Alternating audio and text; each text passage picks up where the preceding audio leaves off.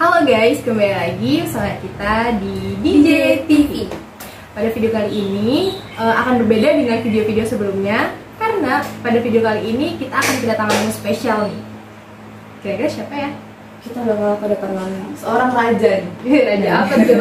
Raja pantun Betawi nih, Nenjihan. Siapa namanya nih? Ada Pak Zahruddin Al-Batawi.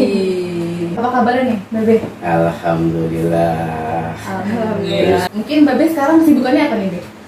Saya di samping juga ya sebagai seniman pantun Betawi, juga saya pekerja. Jadi di taman ada burung gereja mau ditangkap terbang ke angkasa. Waduh. Di samping seniman saya juga pekerja. Jadi waktu COVID nggak terlalu susah. Oh. Kan kalau seniman kalau ada COVID nggak ada panggilan, jauh dibatalin. Iya. Berhubung kita pekerja jugaan, jadi kita lebih enjoy. Gitu. Oke, langsung saja. Mungkin yang pertama, Babe kan dikenal dengan nama Zahruddin Al-Batawi. Kalau boleh tahu, Zahruddin Al-Batawi itu nama asli atau nama panggung? Iya. Nah, semisal nama Al-Batawinya itu nama panggung, alasannya apa sih Babe itu memilih nama Al-Batawi sebagai nama belakangnya Babe? Dan asal muasalnya terbentuknya Al-Batawi itu bagaimana? Yang dikasih ame babe saya nih Zahruddin doang. Nah, jadi Zahruddin Ali Al-Batawi, Ali orang tua, babe kalau Al-Batawi itu karena kita orang Betawi, karena saya orang Betawi dan cinta an Betawi dan cinta ame budaya Betawi. Itu kita buktiin dengan apa ya? Dengan kita berkarya membuat 3 buah buku pantun Betawi. Nah, jadi kita bisa bertanggung jawab pada Al-Batawinya nih, kan gitu, bukan sekedar ikut-ikutan aja. Itulah dasarnya kenapa nama kita Zahruddin Ali Al-Batawi. Karena saking cintanya Babe dengan kebudayaan Betawi. Betawi. Seperti itu dasarnya. Orang tua ini kita nggak bisa ngilangin sama orang tua kita. Gitu harus seperti gitu. Cukup sederhana dan meyakinkan. Nah, dari tadi Babe kan dikenal sebagai Raja Pantun Betawi nih. Nah, itu asal muasal Babe dapat julukan seperti itu seperti apa ceritanya? Kalau kita masalah cerita ya, emang panjang kan gitu ya. Nah, itu setelah saya membuat 3 buku pantun Betawi. Yang pertama-tama 999, mengenai saya kasih lihat. Kedua 1500 dan ketiga ada 12 cerita tentang palang pintu, kan gitu ya. Jadi di sini banyak orang manggil-manggil tuh, ini mah Raja Pantun kan gitu ya.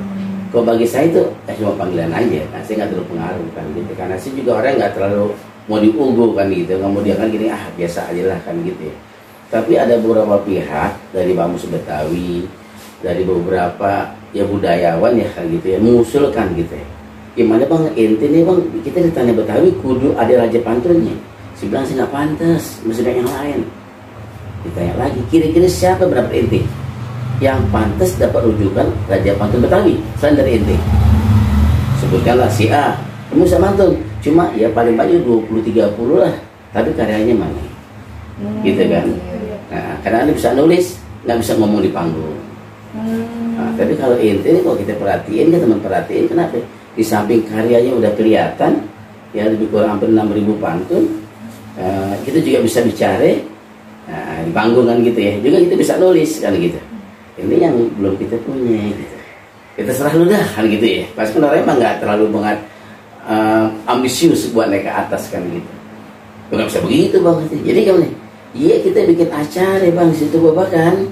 Kita undang orang-orang kompeten tentang budaya, sastra lisan. Ada Profesor Sam Haisi, Dr. Abdul Khair almarhum. Kalau nggak salah juga ada Bang Sam, kalau nggak salah ya, saya nggak hilang. Pokoknya dari dosen UI itu pada datang kan gitu. Saya bilang, kapan? Ya 2 minggu lagi deh, gitu. Udah dianggilnya teman-teman dari Bamus gitu kan. Saya bilang, udah bang tenang aja bang. Jadi yakin nih, ya masalah gini bang, bicara masalah ini kan bukan main-main. Itu julukan bukan cuma dapat julukan doang, tapi nggak bisa bertanggung jawab kan gitu ya. Jadi gimana? Ini orang-orang pintar mau tanda tangan, dia mau lihat dulu dong. Kan gitu ya, nggak kayak orang beli kucing dalam karung nanti. Karena saya juga terus terang aja nggak punya ambisi, nggak punya keinginan mau jadi bogono-bogono. Sekarang kita serah dah, gitu ya. Taksirannya mau julukan gue nggak ngarep. Ya, kita nggak punya beban, kan gitu ya. Koyok-koyokan buat orang Betawi dari teman-teman semua ya. Dibilang kita pantas layak kan kita berjulukan seperti kayak gitu. Tawakal itu dah kan gitu ya. Sampailah ada haknya kan gitu. Sampai kayak ternyata kayak Samhai sih itu kan budayawan dari Tanah Melayu. Dia sambutan cuma berapa jam, tapi nggak hampir kali apa dulu. Tapi setelah saya berbondong-bondong pertanyaan saya kayak pantun gini-gini, ya mereka tertarik banget gitu. Mereka bilang ini orang luar biasa. Baru kali ini saya ketemu orang seperti Bang Jahrudin kan gitu. Kata beliau kan gitu ya. Dia ngomong begini. Dan mereka juga ya setuju banget. Ya kalau saya tuh ya dinobatkan sebagai Raja Pantun Betawi. Nah, jadi sejarahnya bukan kemauan, sertifikatnya dari sertifikatnya. Nah, sebagai Raja Pantun yang ini saya orang pertama yang bikin buku pantun Betawi sebelum belum ada. Nah, ini terbukti pada saat anak saya yang paling tua itu bikin ada kegiatan di Perpustakaan Nasional. Nah, kita namanya senang pantun. Apa yang kita kayak pasti pantun dong. Ternyata tuh dari sekian puluh suku yang ada di Indonesia, cuma Betawi yang nggak punya buku pantun. Coba bayangin, sementara kita kan hari-hari kan di Palangpintu ada pantun, sambutan pakai pantun, ceramah pakai pantun, ngobrol pakai pantun, tapi orang Betawi yang belum punya buku pantun. Iya. Kenapa? Katalognya kita lihat masalahnya, kita pernah nanya, sebenarnya belum ada Bang, lah kok begitu? Kalau ada pasti ada Bang, pasti ada katalog, ya Bang. Nih yang ada di sini pasti ada bukunya. Tahun 1920, ini ada Bang bukunya Bang, cuma lihat kulitnya aja kan udah lapuk banget kan. Belum ada, harus belum ada kan gitu kan. Memang orang Betawi salah satu kelemahannya bicara pantun dari dulu tuh orang Betawi tukang pantun banyak banget ya. Cuma orangnya nggak mau pusing, bakat alam tapi nggak mau disalurin gitu lah, bagi ditulis buat generasi selanjutnya ya, warisan anak itu nggak kepikiran begitu. Jadi mati orangnya, mati pun karyanya gitu. Betul. Jadi yang ketinggalan cuma ya 1, 2, 3 dah. Nah, yang pasti ketinggalan kan karena nggak tertulis. Nah, awal dari itulah saya memulai menulis. Dulu yang saya karang cuma tentang Palangpintu. Karena berawal saya basic saya ketua Sanggar Batavia Group sekitar 32 tahun yang lalu dibentuknya di daerah Tebet Kebon Baru, itu saya ketuanya. Nah, jadi saya punya pemikiran gimana caranya biar orang nggak bosen sama Palangpintu kita. Itu orang alur cerita itu beda-beda tuh, antara orang dekat mau orang jauh, sesama orang Betawi sama orang mana-mana beda suku. Karena jodoh kita nggak tahu. Nah, tapi di situ berpikiran, disinilah saatnya kita seorang seniman berdakwah dalam berbudaya, di dalam budaya, kan gitu ya. Yang kita kenalkan Oma Irama dengan lagunya, dan Zed dengan pidatonya. Nah, saya berpikir saya nih seniman, kan nih, saya juga pengen berdakwah dengan cara saya. Nah, sekarang dengan apa? Dengan Palangpintu lah kita bisa berdakwah dengan Islam yang mayoritas kan Islam, Betawi dengan mayoritas kan Islam. Itu di Palangpintu lah saya berdakwah dengan bikin karya-karya. Mungkin paling beda tuh Palangpintu saya sama yang bagian lain-lain gitu. Kalau mereka mengutamakan kalau jawara laki mengalahkan jawara perempuan boleh menikah, kan gitu ya umumnya. Kalau saya enggak, itu ada di tahapan yang ketiga. Syarat yang pertama, dari rumah mau pergi ke taman, rumah terkunci nggak bisa keluar. Syarat pertama mesti seiman, harga mati nggak bisa Bang ditawar-tawar. Nah, kita berdakwah di sini kan gitu ya. Nah, sekarang masalah kesukuan gimana Bang? Bisa Betawi kawin sama orang mana-mana kan gitu ya. Tetap kita angkat di situ, bisa ke Betawi nih kawin sama orang mana-mana. Yang buah duku dari Palembang, duku muda boleh orang kasih. Beda suku kita masih bisa timbang-timbang, tapi agama beda nggak ada Bang toleransi. Di penekanan kita bahwa orang Betawi itu urung-urungnya lain itu agama nomor 1 gitu. Nah, jadi bukan masalah kekayaannya, masalah apa ya, tapi ini agama utamanya. Nah disinilah saya banyak tuh berkarya sampai 12 cerita di situ. Orang dekat, orang jauh. Kadang-kadang kita, kalau saya berpikir gini ya, kalau bikin suatu cerita, saya bayangin gitu. Ini orang datang kemarin. Biasanya orang kalau mau datang minta anak perempuan nggak langsung minta kan. Langsung lu bisa, gue minta anak perawan lu kan nggak mungkin gitu ya. Jadi basa-basi. Nah itu saya salurin tuh dengan bentuk cerita. Ya udah dia malam itu seperti gitu. Ini bicara masalah dia sampai mana tadi? Di masalah awal itu ya. Asal muasal di pantun gitu. Nah, jadi karya saya itu banyak dipakai sama teman-teman dari mana-mana. Karena saya punya prinsip yang agak beda sama yang lain. Kalau kita cinta berani berkorban, kan gitu. Sekarang kita cinta untuk budaya. Apa yang kita korban untuk budaya. Sampai sebelum itu nggak yang saya jual. Hargai. Kalau itu harga ya jutaan orang banyak kok ya. Itu saya hargai. Karena tujuannya itu berbagi ilmu. Berbagi ilmu. Kalau orang maju dengan karya kita, dia merasa senang. Bukan saingan buat kita. Berarti ilmu tidak bermanfaat, insya Allah nanti dia jadi amal ibadah kita. Saya begitu. Jadi kalau ada orang, bang, mau usaha bangga gini-gini, kepanggil apa? Iya. Berarti bagus. Jadi hidup kita tuh biasanya nggak punya beban masa bersaing, udah kita merasa dilangkahi. Mau minta izin nggak usah pakai izin, sebelum begitu. Kita aku karya kita, dipakai nggak ada masalah. Dipakai banyak rezeki dia. Iya kan? Kadang-kadang suka ada orang kan, nggak boleh pantunin gol, begini, sempit pemikiran kita. Kita rugi. Apa ruginya? Ilmu, karya udah keluar, nggak bisa kita tarik. Sakit hati kita jadi penyakit, kesal kan? Kedua kali, keikhlasan kita kurang. Kan pahala kita kurang jadi kalau begitu. Nah, makanya saya paling enjoy mungkin gitu di antara seniman paling enjoy itu saya. Karena alhamdulillah yang saya rasain karena keikhlasan kita dalam berbagi, ya rezeki juga alhamdulillah nggak dari mana-mana yang tanpa kita sadari, tanpa kita duga-duga itu ada. Gitu. Jadi saya dijuluki sebagai Raja Pantun Betawi, prosesnya itu panjang kan gitu. Dari sono kemari. Jadi pas udah rame Raja Pantun berkata gini, orang tinggal asisi doang. Emang sebelum beberapa tahun sebelumnya itu orang udah manggil saya Raja Pantun gitu. Itu penegasan aja. Nah, penegasan kenapa? Ya itu pas itu bawakan tahun 2018. Iya penobatannya lah kan gitu ya katanya. Di situ jadi mempertegas saja. Sebenarnya sampai saat ini juga nggak ada kan. Terus terang aja ada kayak beban juga gitu. Iya, beban kenapa? Setiap ada undangan kayak kemarin kan tuh. Nah, Pak Sam kan ke tim, saya ikut juga ke datang ke Sam. Jadi bang kenapa besok doa terakhir pakai pantun? Karena kita pantun nggak pernah asal goblek, yang nggak bermutu.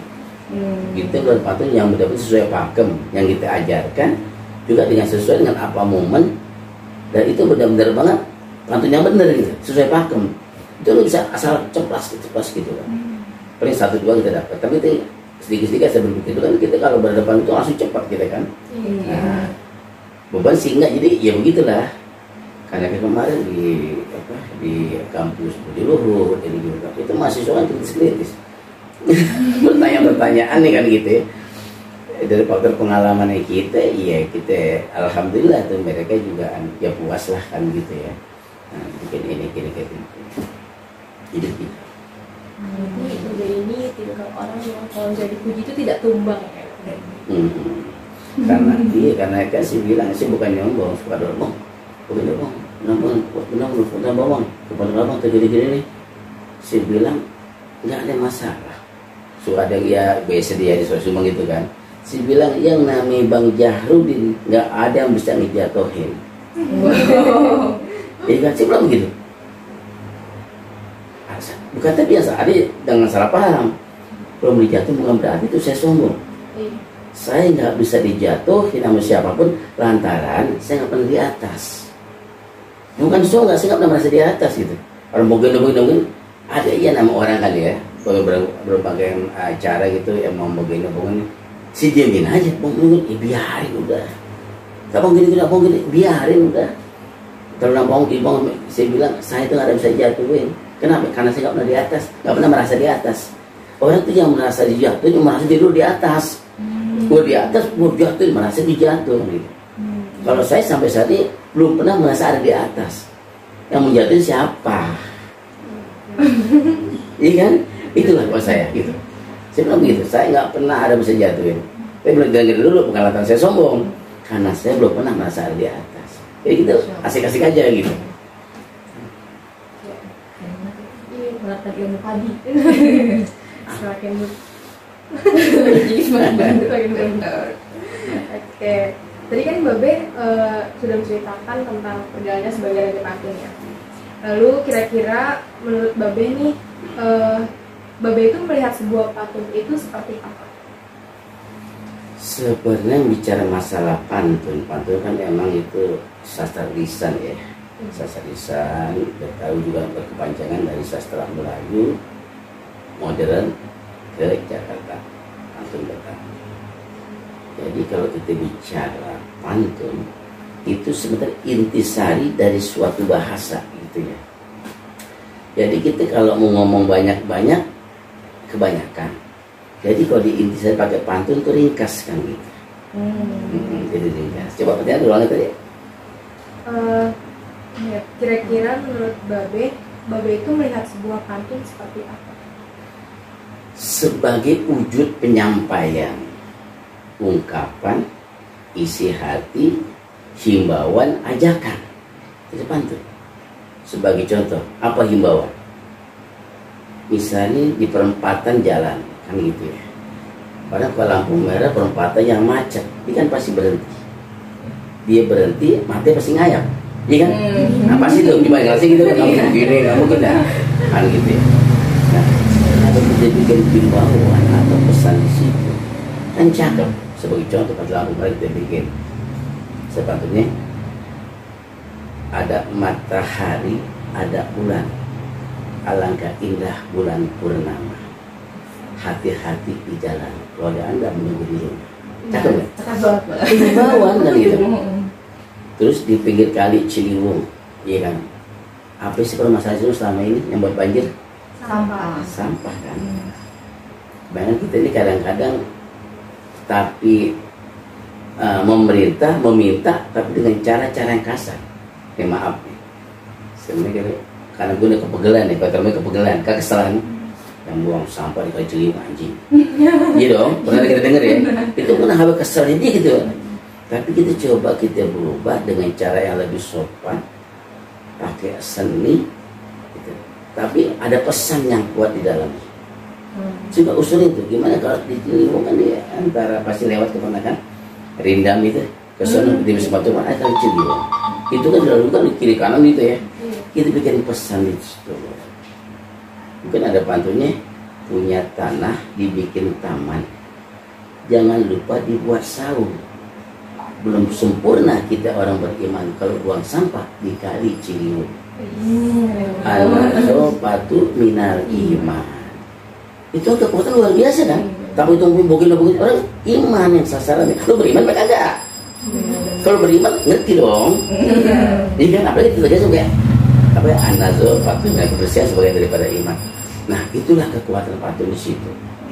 Kadang-kadang kita di sini ya kurang kan gitu. Masalah narkoba di sekolah-sekolah kan kita bisa bikin pesan-pesan di situ kan nggak salah ya kan? Kan ini pesan, himbauan, ajakan.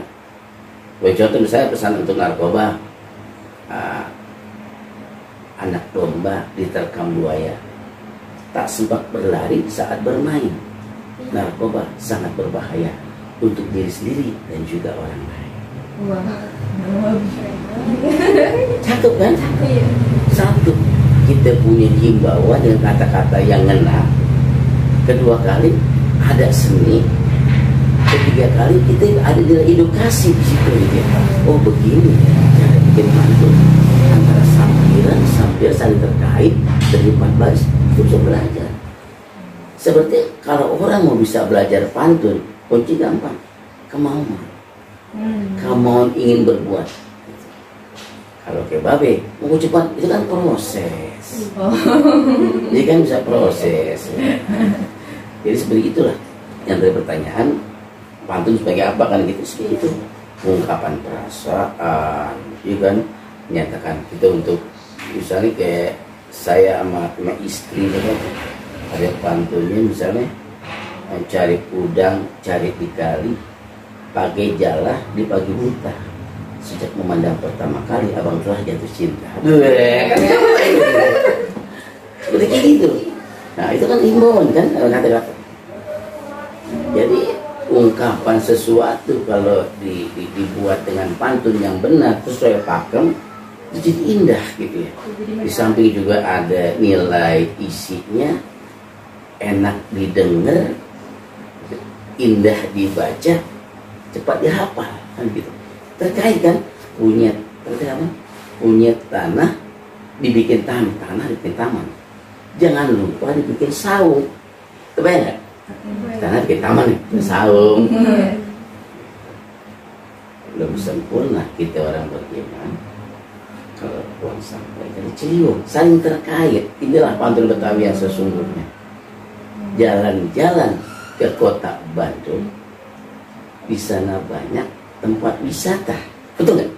Iya, betul. Itu kan? Nah, jalan-jalan ke kota, di sana ada tempat wisata.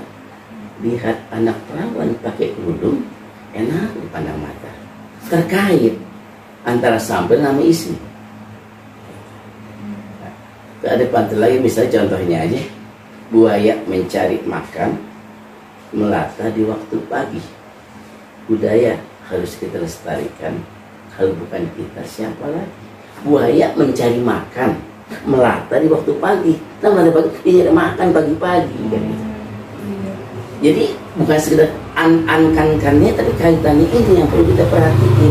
Harus jadi begini, buaya mencari makan, nah, pohon petek, pohonnya tinggi, ya. Buaya harus kita lestarikan, kalau bukan kita siapa lagi? Nyambung kan? Teh, petek, kita tinggi gigi. Tapi apa hubungannya buaya sama pohon petek? Kan sami-sami teh masuk sebenarnya, tapi apa hubungannya kan itu? Kapan sih pertama kali Babe itu menulis pantun itu? Saya lebih tertarik dengan pantun Betawi. Pertama saya tertarik ya, emang waktu dari SMP juga udah mulai ya. Cuma kita nggak fokus ya, namanya juga kita masih sekolah kan, masih banyak gitu. Fokus banget saya nulis itu sejak saya diangkat jadi ketua sanggar. Nah, ketua sanggar Batavia Group. Nah, di situ ada palang pintunya, dan pada saat itu belum ada pantunnya, masih ngacang. Dulu beberapa gelintir dari palang pintu sanggar masih jarang. Kalau 30 tahun yang lalu berarti sekarang udah berapa tahun berapa kira-kira gitu ya, masih sebujangan dulu. Kalau dulu kan di Kebun Baru itu ada perguruan silat kan gitu ya. Nah di situ bukan ada palang pintunya. Kalau dulu pada palang pintu sambu dangdang. Kalau sekarang sih masih, cuma lebih populer itu palang pintu daripada sambu dangdang. Tapi awal itu disebut sambu dangdang karena itu buat dangdang gitu. Ngerebut dangdang gitu. Nah itu kan salah satu budaya. Jadi mulai saya ketertarikan, terfokus ya. Kalau bisa masa tertarik, mau dalam itu tertarik karena saya kebetulan orang Betawi kan gitu ya. Saya senang juga humor, saya senang karena suka bercanda-canda gitu.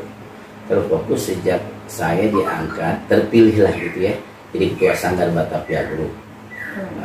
Disitulah saya mulai menulis, dan awalnya emang saya fokus untuk palang pintu. Tapi yang tadi saya cerita ke Balai Pustaka, ternyata Betawi itu belum punya buku pantun. Mulai itu saya menyebar, nggak terfokus di palang pintu, tapi macam-macam yang saya lihat. Saya selalu bawa buku itu, karena pantun yang berkualitas. Kadang-kadang kalau kita ngacar suka lupa kan gitu ya.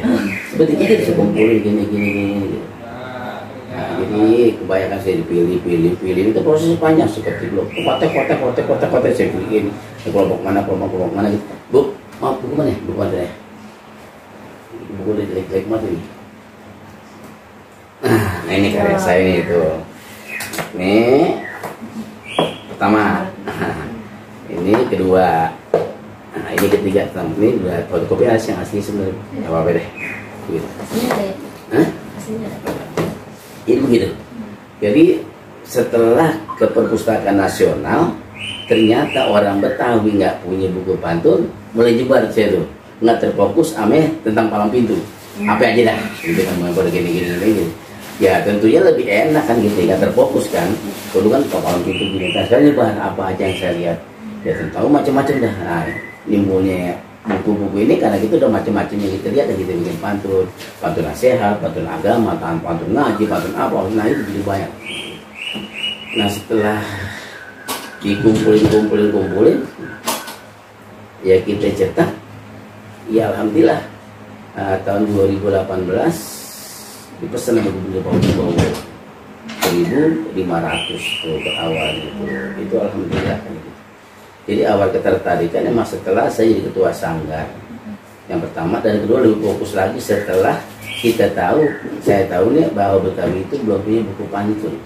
Makanya di sertifikat ini orang pertama tuh, ini kan di DKI nih, di gubernur nih. Nah, itu karena saya orang pertama gitu, yang pertama-tama bikin buku pantun, sebelumnya belum ada. Itulah orang Betawi yang saya bilang tadi, walaupun dari dulu bisa berpantun, tapi dia orang nggak mau pusing. Iya kan? Nggak pusing, pantun gini-gini, paling nemplok ame generasi cuma ya paling banyak 10-20 lah, sisanya kan hilang. Terus seniman pantun itu banyak banget, cuma paling nggak mau pusing, jadi nggak berpikir cuma ngomong-ngomong aja, dan itu berkualitas omongan gitu. Paling nasihat-nasihat tuh yang timbul dari pantun, ingetin seperti kita mau orang tua itu malam Jumat mati lampu. Berarti kata-kata malam Jumat mati lampu, lampu menyala menjelang subuh. Keramat yang paling ampuh adalah doa ayah dan ibu. Kayak rambutan cipelat, tahu kan? Banyak berbuah, tapi ya, harganya murah, lakunya cepat. Kalau orang tua lah cuma orang tua. Jadi banyak pantun-pantun nasihat tentang orang tua apa gitu kan, itu pantun lebih ngena kan gitu. Jambu biji, jambu bangkok ada di belakang rumah, tolong ambilin. Biar kita ngaji sampai bongkok, percuma kalau nggak diamalin. Itu kan sehat. Itulah kekuatan pantun Betawi di situ. Kalau saya ngaji saya dapat inspirasi ke pantun. Jadi ringkasan di keseluruhan saya bikin pantun. Makanya pantun saya banyak, kenapa ya? Inspirasi dari mana aja? Dari lingkungan saya dapat, dari jalanan saya dapat, dari pengajian saya dapat. Gitu. Yang terpenting ya gitu, kita mesti rajin-rajin aja lah kita berbuat, kita membiasakan. Menurut Babe, apa yang membedakan pantun Betawi dengan pantun-pantun lain seperti pantun lain? Sebenarnya pantun sama ya. Kasih bilang tadi itu pantun Melayu sastra lisan kuno, ya kan?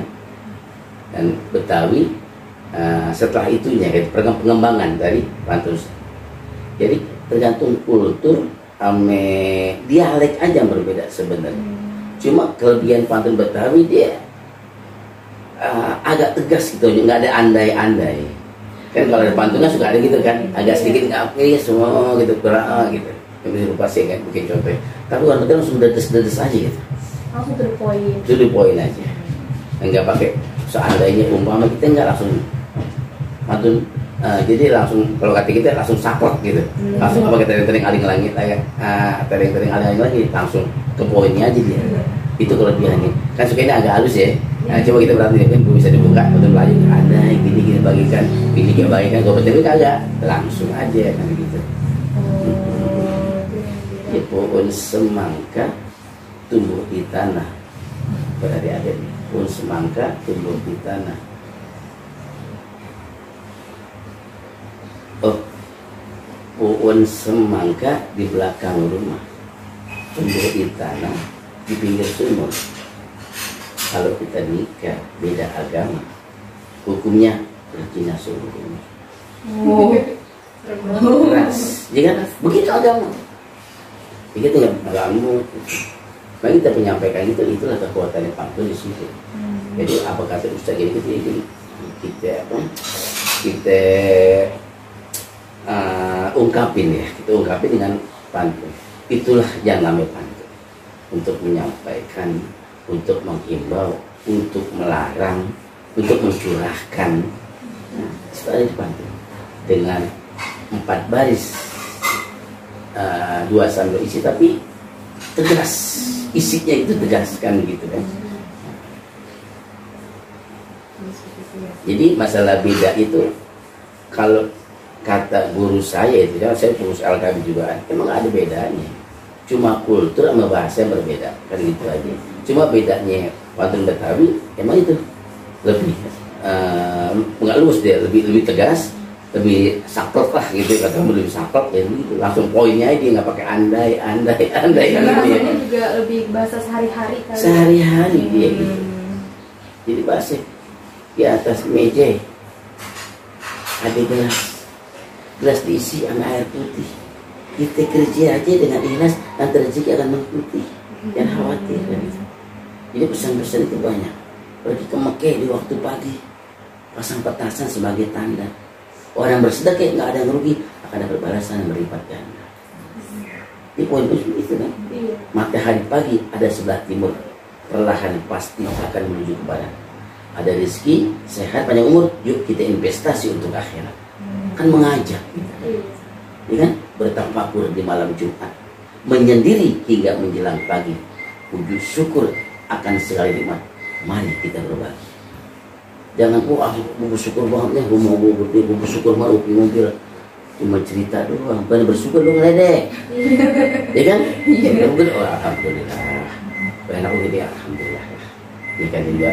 Nah pulangnya teman kita kasih duit, rasa syukurnya kita kasih berbagi kita.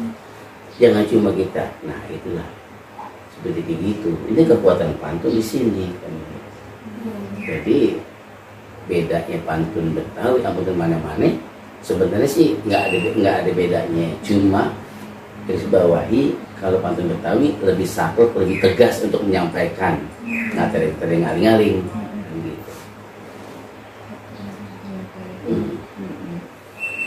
Mungkin sekarang kita sebenarnya penasaran nih sama tanggapan Babe terhadap anak-anak muda zaman sekarang ini, Be. Mereka tuh lebih lebih menggilai kebudayaan luar gitu, kebudayaan asing gitu, daripada kebudayaan sendiri seperti kebudayaan Betawi gitu. Nah, itu tanggapan Babe itu seperti apa? Kalau tanggapan saya masalah budaya ya, ini kan peran satu ya, peran guru di sekolah kan, muatan lokal itu mesti kita tingkatkan kan begitu. Terus peran lingkungan, ya kan. Seharusnya itu setiap lingkungan tuh kalau ada yang bisa main pukul kan gitu ya, itu kudu ditempatin gitu. Nah, nanti timbulnya kenapa ya? Kecintaan kan gitu. Ya. Terus masalah adanya workshop pantun, bikin workshop kan gitu kan, ini hal-hal kayak gitu yang membuat anak generasi muda kita kurang cinta sama budaya, terutama budaya pantun. Kan zaman sekarang bukan masalah budaya yang ketinggalan, agama pun kayak gitu. Sama orang tua pun, orang tua udah nggak kenapa ini sama-sama satu ini kapan waktu dia pas bangun mata ikan dia apa pasti gituan kan. Gimana cara kita menyiasati ini, sebentar tanggung jawab kita ini kan kita orang tua nih, gimana cara kita merebut perhatian anak-anak muda dari ke handphone yang macam-macam apapun ada di situ kan, punya cara-cara itu seperti apa. Mungkin itu saya bikin sanggar yang namanya buat bayaran, aku itu sih nggak masuk minta. Yang terpenting mereka mau belajar kan? Dia mau belajar, dicinta sama budaya cukup. Kalau anak kecil udah kita rangkul di link kita gitu ya, itu gampang bisa kita arahin. Tapi kalau mereka liar, kita susah untuk kontrol. Maka orang tua juga gitu ya, orang tua nih jangan curigain mulu kalau ngumpul masalah budaya kan, itu lu pulang malam tuh belajar lu gini kan, itu bisa masalah waktu, ya kan, bisa masalah waktu, bisa atur. Kadang-kadang ya kalau orang tuanya terlalu berlebihan lah kan gitu ya. Kan kita bilang lagi apa itu, ada pantun saya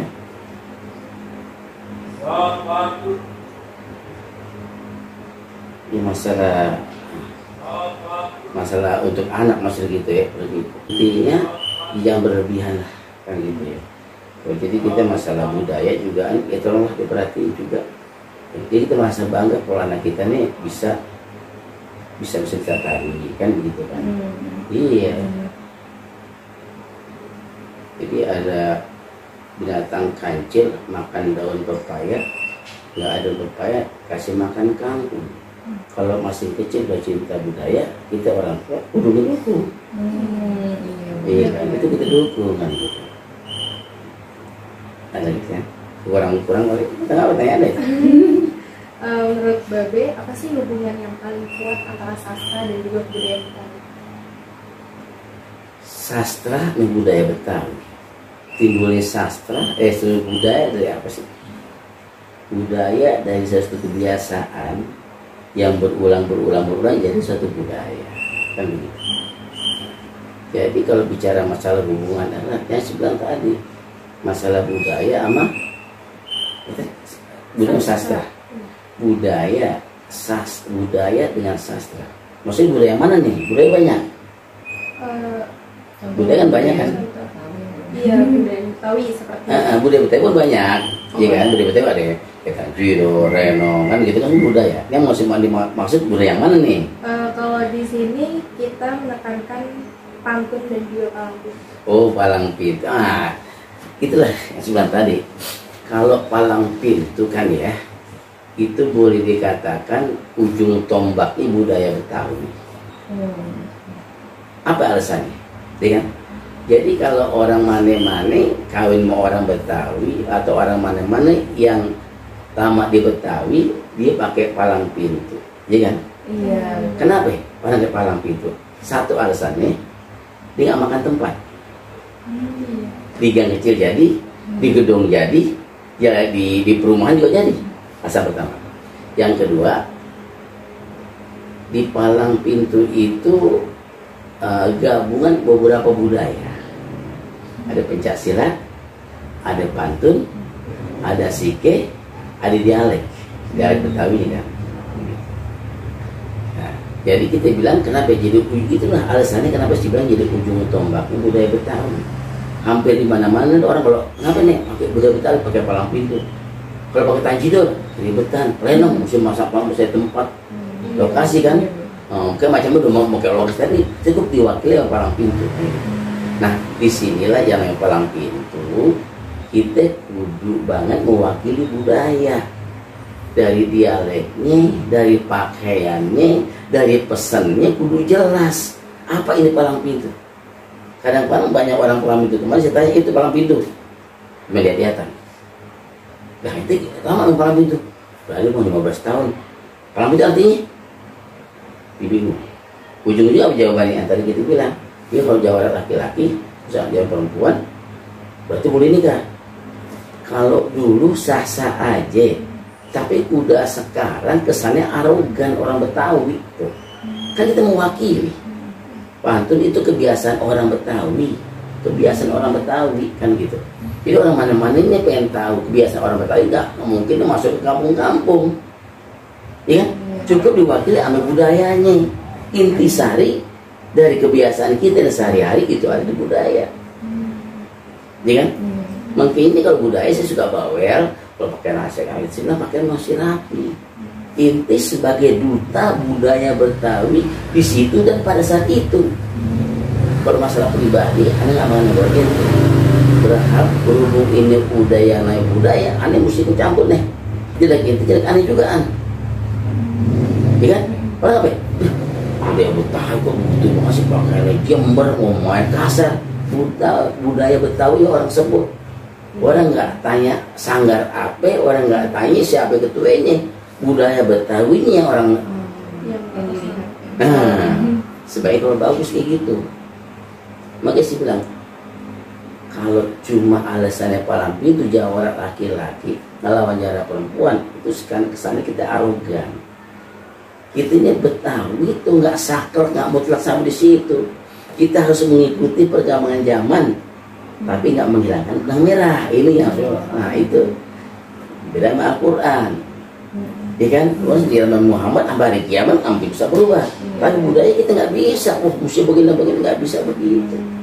Contoh, sekali lagi di masalah palang pintu ya, wah temu seorang, pakaiannya kuning, bahkan di Jember. Oh, macam kita ini orang Betawi nggak demen lihat nih. Nah, ini bang, yang namanya Jawara banget nih. Jawa dulu kan kita budaya bang nih.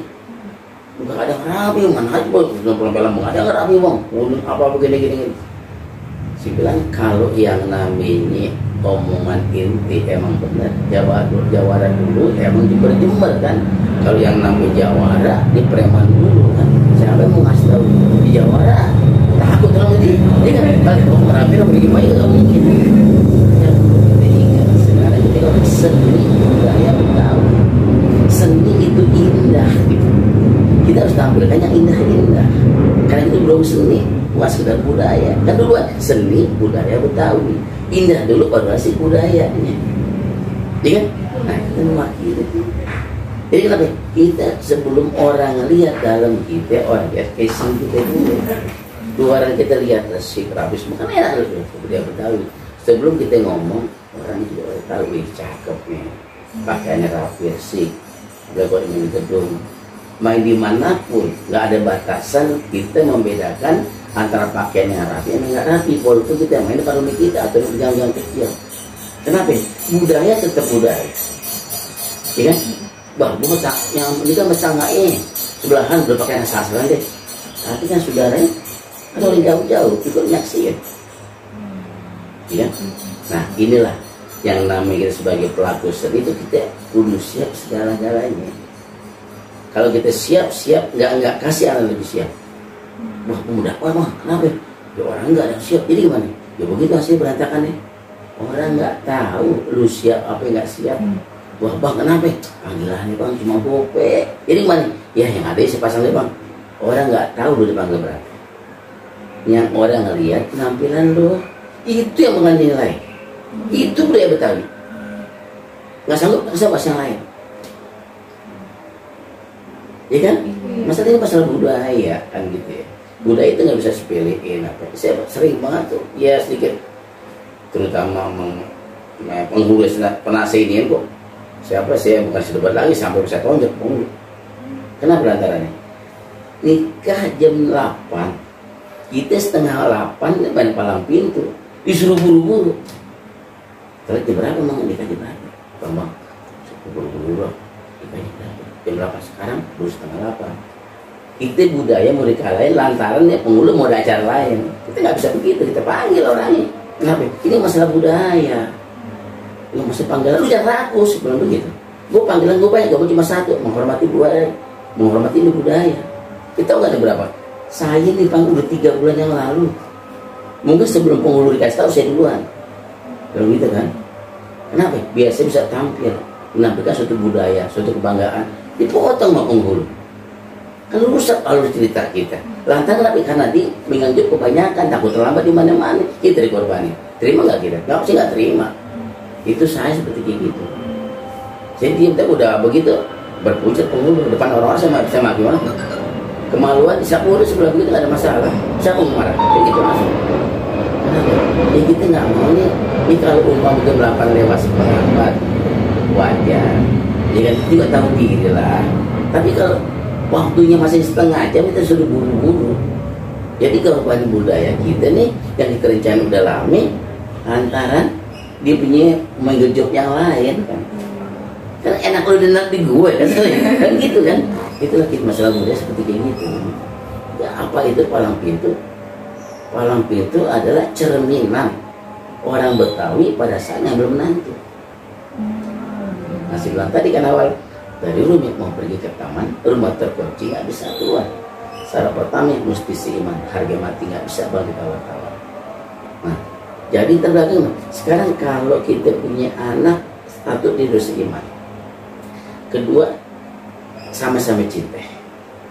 Ketiga apa ya? Harapan orang tua. Tolong jagain dia anak gue. Ya kan? Pakai sepatu pergi jalan-jalan sama keluarga ke taman mini. Bang Udin nyari mantu yang bisa pukulan, yang bisa ngejagi kalau udah punya bini. Jadi itu kesusun tuh, tetap tidak silatnya. Nah, yang jadi namanya kan silat sebentar tadi kan, itu kita nggak hilangin. Cuma alur cerita awal itu yang awal ketemu, nah itu kita tahu. Masalah bahasa. Saya pernah dicelat juga gampang. Dicelat sini, dicelat sih. Iya. Dicelat dipanggil. Ada di daerah Santek. Oh, Sentek ya? Sentek gitu. Ada Palang Pintu lama, saya dipanggil. Nah, saya gini gitu bang, mau di Palang Pintu bang, sanggar saya nih gitu, sama abang-abang saya, terus tolong liatin, terus ya tolong dikasih pandangan bang, sama orang tua suruh ya, tersenar gitu kan, karena saya sendiri nih yang belajar sama saya masih agak mudaan gitu, kok nyampe nggak enak bang, tapi saya kayak di hati sudah nggak terima banget deh, yang lalu cerita dia kan gitu baru, baik. Gimana jam 8 nikahnya, jam 7 sudah sampai ke sana. Kemudian gini, dikenalin gitu udah. Dia juga mengharapin juga sono di permasukan dari yang muda, di sono juga di welcome lah kan gitu ya. Setelah selesai gini, selesai kopi. Mana bang, jelek mau cerita bang. Kalau saya bilang kalau dibilang jelek, yang salah sih itu. Maksudnya gimana bang? Bercanda gitu, jelek kok dipakai, diketahui. Gimana bang, kita cerita. Pertama saya mau tanya, ini yang bikin cerita siapa? Abang saya bang, kata abang, iya bang ya, enggak sejuk kata abang saya lagi, oh ya udah, kan gitu ya. Buset wah, pokoknya pokok-pokokan gini. Saya bilang itu alur cerita, saya nggak bilang kata jelek. Cuma masanya ini udah lewat. Dulu omongan buset lu gue setan masih berlaku pada saat tahun 70-80. Kita masih turun-turun. Belum ada orang yang masuk ke Jakarta baru sedikit tinggal turun kita. Mau ngomong apa juga ada masalah. Turun-turun. Jadi kan bahasa kita gitu buset lah gini-gini. Terus hari-hari gak ada masalah kok. Kenapa? Pada saat dibentuknya itu tahun 80-an kira-kira yang kita masih turun-turun. Tapi dengan berjalannya waktu, perkembangan zaman itu kan suku mana-mana kan masuk ke Jakarta karena beberapa di sini tanpa kita sadari udah ada persaingan budaya kan gitu ya, persaingan budaya. Jadi kita pun yang harus mengikuti zaman yang namanya budaya, nggak sakel nggak stuck sampai di situ, ikutin zaman tetap, tapi dengan catatan tetap benang merahnya kita nggak hilangin. Jadi gimana? Ya ngomong begitu, sekarang udah jangankan di budaya, di seharian kita kan ujaran kita enggak lah buset kalau gede kan udah setan loh itu maksudnya, tapi sekarang nggak ada kan? Iya bang. Nah sekarang tahu nggak apa itu budaya? Itu keseharian kita berulang jadi satu budaya. Nah sekarang keseharian kita aja udah nggak pakai kata-kata gitu. Kenapa sekarang kita masih pakai? Sementara anak-anak kita kan udah pengen pintar-pintar kan jadi sarjana jadi dengan bahasa seperti kita apa nggak jatuhin anak kita juga nih. Jangan sampai generasi muda kita malu sama budaya sendiri karena karena kekakuan dari pihak-pihak seniornya gitu. Dia mau kasih tahu dia kagak enak dengan dia udah bergaul sana kemari kan ya aduh lah mau pakai doang ketepuk gitu kan ketepuk sembur. Ini budaya. Kalau kita ngegampar lagi masih kita lihat di Facebook atau masih makin ini kan budaya kekerasan yang udah emang harus dihilang-hilangin ya kan? Sadar nggak kita setelah kita main Palang Pintu main gampar-gamparan kita pulang dan bocah main gampar-gamparan anak-anak kan itu dari siapa ya kan? Dari kita mencontohkan. Saya bukan menyalahkan ya sebelum gitu saya kan langsung menyalahkan cuma ya gitulah kalau gitu kan ini zamannya udah berubah jadi jangan stuck boleh sama di sini aja. Nah sebentar tadi jangan saya khawatir anak-anak kita udah nggak cinta sama budayanya udah nggak ada budaya lantaran kenapa? Kekakuan dari para seniornya yang begitu pun kan dari dulu udah begini kok dari dulu ya lu nggak ada apa-apa tapi itu kan dari dulu nggak ada apa-apa ya biasa aja kan emang nggak ada apa-apa dari dulu yang mana cerita-cerita dulu tapi kemarin musik kita kritisi juga. Alhamdulillah dapat berapa minggu tuh orang tua datang kemari ngobrol minta izin pakai pantun saya ini Saya bilang nggak ada masalah, enggak, saya pikir-pikir, saya bilang saya nggak menyalahkan, enggak banget, saya mau saya akui ya abang tuh penyampaian juga katanya, ya enak kan gitu, nggak ada menyalahkan, oh salah kita nggak mau kalau orang dia salah begitu, ngamuk dia orang Jawa ada kita salahin, apalagi udah turun temurun kan udah darah daging, tiba-tiba kita masuk nyalain kan, kita penyampaian itu zaman dulu Pak, gitu. Biar mereka tuh berpikir sendiri, ya terserah lu udah sononya kan gitu. Kita masih bawa ke kakuannya, tapi kagak yang pilih mas perkembangan kayak sekarang. Dan sekarang mereka tuh datang kemana? Ada berapa orang? Semua itu ini. Jadi kan saya minta izin, nggak apa-apa. Isi izinnya 100% izinnya. Sekarang apa? Setelah itu, alhamdulillah ada panggilan lebih banyak sekarang. Ya, karena kita kan pakai kata-kata yang halus, yang lembut. Kita pakai kesadaran kita sehari-hari. Waalaikumsalam. Ya bang, iya Mas Arin. Kayak matang biasanya beli borongan di kota Begawan, saya datang ambil rombongan minta bang udah minta perawan.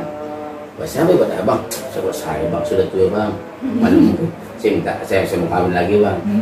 Jadi kita udah bicara kita di dunia nggak mungkin aja. Di tepung terigu bikin kue cincin baru dibagi-bagi. Biasanya kita orang kampung kan suka belagu, udah miskin gak mau kawin lagi. Masih dialog bercanda kita kan, nggak perlu ketepuk dari bahasa. Abang ini yang kawin bang, dia bilang ada bini saya bang nih. Ini pihak laki kan, bawa seraan kan. Ini kalau hampir itu kan urusan itu bang nih. Ya kan bisa saya udah bini saya dulu nih. Abang tampang Jawa lah, kiri kanan Jawa lah. Abang takut banget bini dia bang. Bantu lagi bang, bang. Kita mini beli kue donat, jalan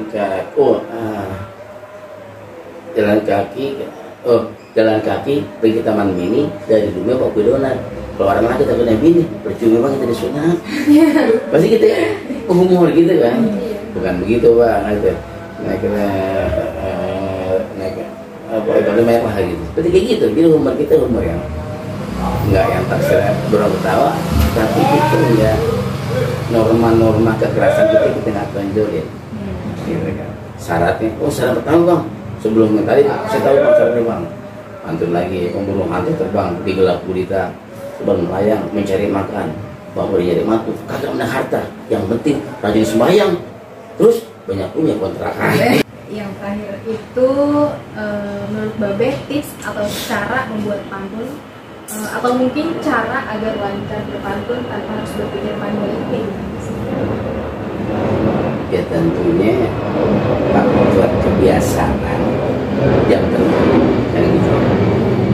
Asal ada tahu, karena ada yang datang ke saya ngobrol, dia bilang saya lebih hebat dari Ridwan Saidi sama Jiji Rija. Nah dong, ya kan? Saya nggak menyikapi nggak langsung, masa enggak?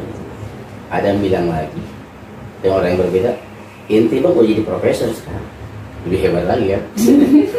Tapi saya nggak langsung terima begitu, kan saya kupas dong, apa alasannya kan ya? Pasti alasannya, bang. Alasannya apa? Inti bisa ngomong, Anda lebih hebat daripada Jiji Rija Ridwan Saidi. Dibilang kalau Ridwan Saidi itu kan dia sejarawan, ya kan? Sejarah menceritakan tentang Batavia, tentang kota Jakarta, tentang Mulu gitu kan. Mereka baca buku, ya? Mereka baca buku, dihafalin, diingetin, disampaikan. Kadang-kadang beda tuh antara Jiji Rijal sama Ridwan Saidi. Pendapatnya kenapa? Tergantung buku yang dibaca. Betul nggak? Iya kan? Kan sejarah kan ada Jepang, kita kan tidak beberapa negara kan. Ada Jepang, ada Belanda yang kemarin kan begitu. Itu mereka juga beda tuh pendapatnya tentang sejarah Indonesia. Nyampe ya. Tapi kalau inti bang, dibilang menciptakan kata yang belum ada. Dibilang gitu kan? Itu belum ada gitu. Oh gitu ya bang? Ya iya coba deh. Ini kan lebih gampang jadi sejarawan. Atau itu baca buku rutin Batavia datang tahun 1920 begini pan kun begini. Karena kita baca buku kan gitu. Ya kan? Siapa yang bisa? Kita nggak usah baca. Tahu udah nggak usah cerita lagi apa, dan bukunya ada kok. Ya kan? Tapi kalau yang namanya pantun menciptakan kata-kata yang belum ada. Ini kelebihan itu bang. Ya begitu doang, kan gitu. Nah, atur lagi begitu. Itu profesor. Ada bilang profesornya S2 S3 ada kuliah kagak. Bang, yang namanya profesor itu bukan lantaran S2, S3, S1, S2, kenapa penemu? Juga Iya. menemu apapun walaupun cuma SD dia bisa jadi profesor, menemukan sesuatu yang belum ada. Kita menciptakan 6.000 pantun bang yang belum pernah ada, apa bukan profesor? Terserah lu dah, terserah lu dah kan gitu. Maksudnya kita antara mau pikiran mah kagak ya kalau berlebihan lah kan gitu ya.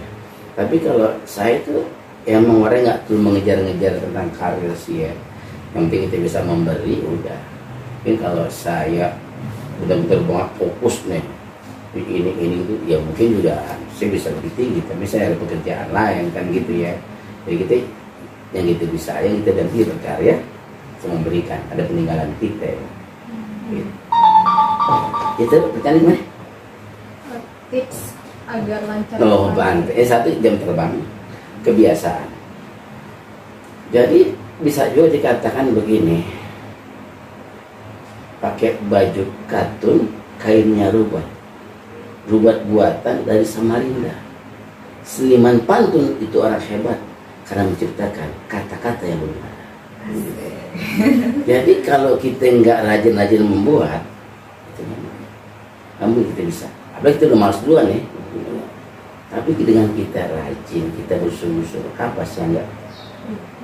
Ke pasar minggu beli ikan basah, beli 5 kilo ada tambahnya. Kalau kita bersungguh-sungguh pasti bisa, itu janji Allah terhadap hambanya. Sungguh-sungguh ya.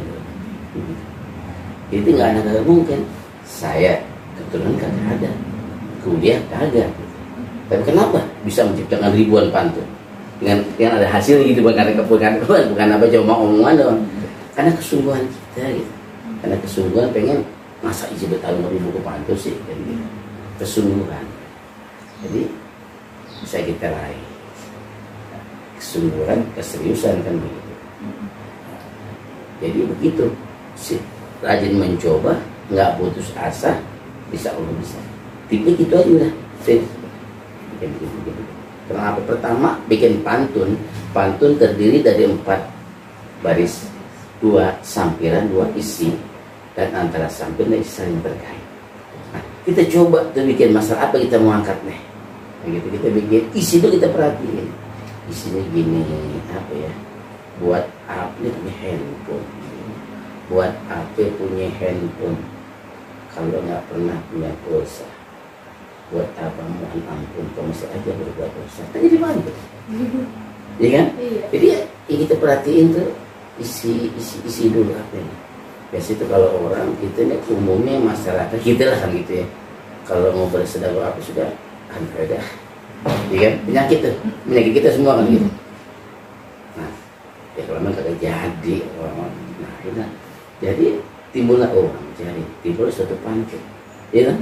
Ke Tanah Abang banyak tempat parkir, beli korma Saudi. Tanah Abang korma kan, banyak kan? Nah, ingin menyumbang sedekah, jangan banyak berpikir, lama-lama bisa aja. Ya kan? Terkait sama itu gitu kayak gitu. Jadi rajin berbuat aja, pengen berbuat. Yang penting ada 1 pantun, 2 pantun, atau 5 pantun sebagai contoh. Cukup buat pelajaran buat kita. Dengan 1 kuncian kesungguhan. Cara kita menciptakan gitu. Bukan begitu ngikutin, apalin jadi apa itu ngapalin. Kita menciptakan yang belum ada, itu tiap kesulitannya di situ. Tapi ya mungkin dengan kesungguhan kita ya insya Allah kasih bilang tadi kan masalah kita bersedekah. Maka saya punya pantun, cari ikan di daerah Kamal. Tahu kan Kamal kan? Daerah Kamal itu pinggir laut.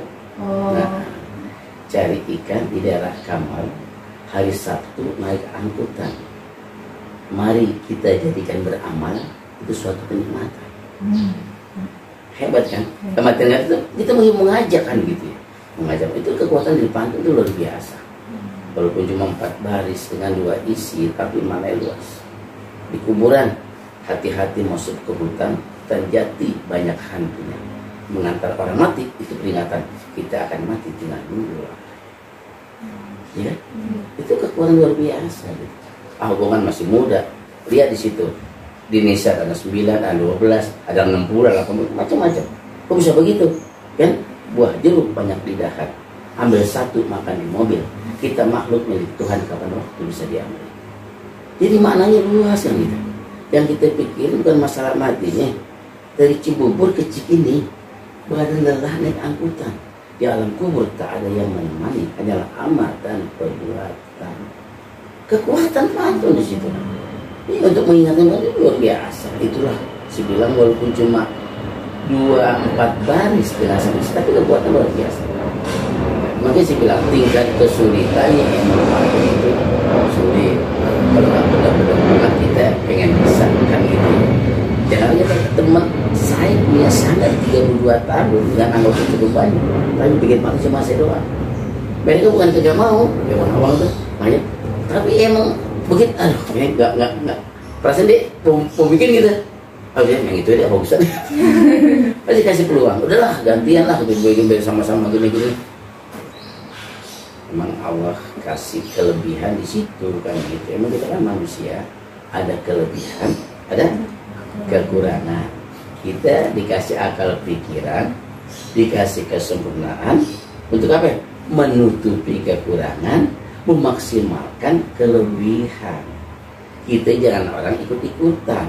Setiap manusia punya kelebihan yang berbeda. Gitu. Petik kelapa, badan berkeringat, pohonnya tinggi, hati-hati jatuh. Segala apa-apa kita punya semangat, kali rezeki kita ada di situ. Jangan kita dagang ini usaha ini, ya orang maju kita pindah ke sono, ya orang maju. Kan majunya kita lihat. Sebelumnya kita nggak tahu kan perjuangan awalnya seperti kayak apa. Kelebihan orang itu beda-beda. Emang bidang di situ gitu. Kita bersungguh-sungguh aja, jadi jangan sampai kita jadi ikut-ikutan. Mungkin kayak adik-adik kan gitu ya. Pesan saya begitu ya. Pesan saya sama adik-adik sekarang mahasiswa. Hari Minggu pergi ke pantai Carita. Jalan-jalan lihat pemandangan. Bersungguh-sungguhlah dalam menggapai cita-cita. Tiada keberhasilan tanpa perjuangan. Kan gitu. Punya kuda harus diikat. Tidak diikat nanti kudanya lari.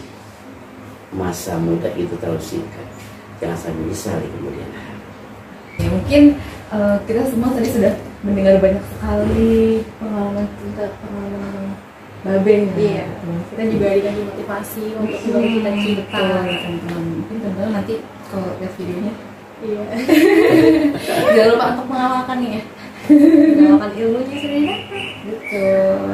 Mungkin kita mau berterima kasih banyak kepada Babe yang sudah menyempatkan waktu dan berbagi ilmu juga ya ke kita. Terutama tentang pantun Betawi dan malam minggu juga tadi kita mendapatkan banyak pengetahuan baru ya. Kebudayaan Betawi sih. Iya betul. Semoga selalu dalam